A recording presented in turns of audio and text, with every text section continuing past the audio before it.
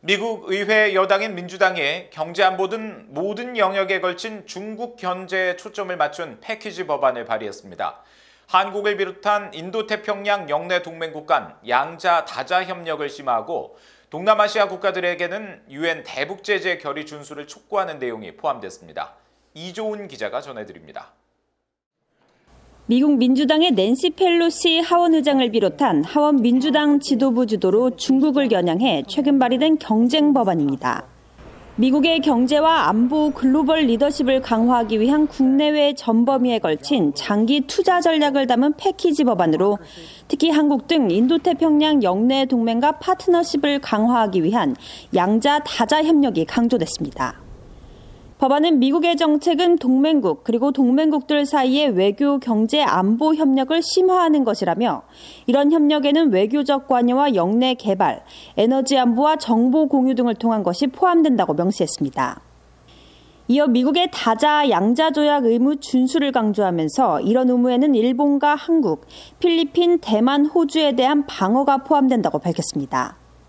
또 미국, 일본, 호주, 인도의 비공식 안보 협의체인 쿼드 등 인도태평양 영내 파트너십에 상당한 가치를 둬야 한다면서 이는 공동 이익 증진에 필수적이라고 밝혔습니다.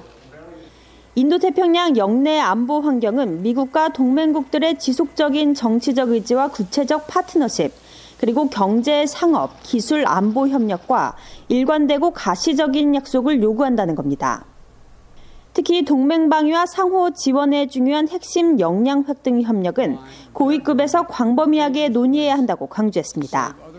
그러면서 미국의 동맹 관계와 파트너십 균열은 적국들을 이롭게 하고 공동의 이익을 증진하는 집합적 능력을 약화한다고 지적했습니다. 특히 인권과 관련해선 미국은 동맹국들과 협력해 인도태평양 전역에 걸쳐 인권을 우선시해야 한다며 영내 전역에 걸친 인권 증진을 위해 동맹 파트너국들과 양자 협력하고 영내 조약이나 다자 협정 등을 통해 협력하는 것이 미국의 정책이라고 강조했습니다. 아세안 국가와의 협력에 관한 정책 조항에선 북한에 대한 국제적 의무를 다할 것을 촉구했습니다. 북한의 핵과 탄도미사일 프로그램과 관련한 모든 유엔 안보리 결의와 국제협정을 충실히 따르고 시행하는 아세안 국가들이 있지만 다른 모든 아세안 정부들도 그렇게 하기를 독려하는 것을 미국의 정책 중 하나로 명시했습니다. 법안에는 연방정부가 지원하는 연구 프로그램에 북한 등 우려 국가의 지원을 받는 개인의 참여를 금지하는 내용도 담겼습니다. 이번 법안에 대해 야당인 공화당 측은 다소 비판적입니다. 공화당 의원들은 이번 법안에 핵심 문제와는 연관 없는 조항들이 대거 포함됐고 중국의 실질적인 책임을 묻는 내용이 빠졌다고 지적했습니다. VA 뉴스 이존입니다.